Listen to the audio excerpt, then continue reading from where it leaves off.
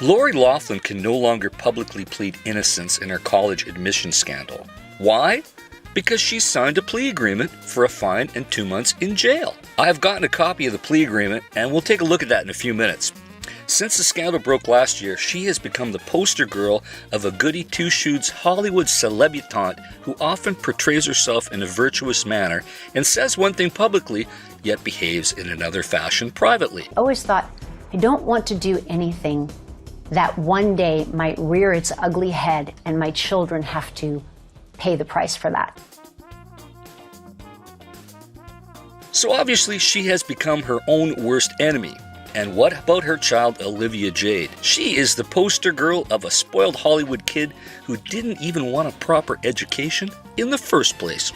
I do want the experience of like game days, partying. I don't really care about school. Lori has been a fixture up here in Hollywood North with her Hallmark movies, and I am certain that her impending criminal conviction will probably prevent her from working up here in Canada, at least in the short term, assuming anyone would ever want to hire her again in the first place. So let's take a look at the plea agreement. The deal calls for 2 months of incarceration to take effect sometime 90 days after final judgment.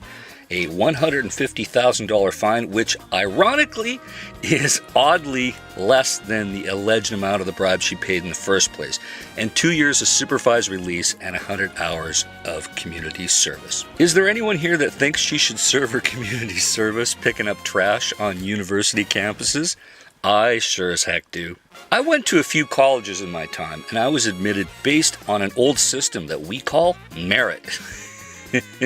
Call me old-fashioned. Part of the plea deal is that she must accept responsibility for her involvement. So I'm thinking that there is no way in hell that she'll be able to play the woe is me, I had to take a deal in the court of public opinion, as this would just be yet another total lie. The plea deal is signed by her, and both her and her attorney have signed it, read it, and voluntarily entered into the deal. And what a sweet deal it is. 2 months in jail? $150,000 fine? Give me a break. And I bet she might try to milk the current health crisis for an early release, too. And it looks like her husband, Massimo, has decided to play the white knight and accept a 5-month jail sentence. Gee, I thought men and women are equal now in the 21st century. I think whatever jail sentence there is, they should both get the same.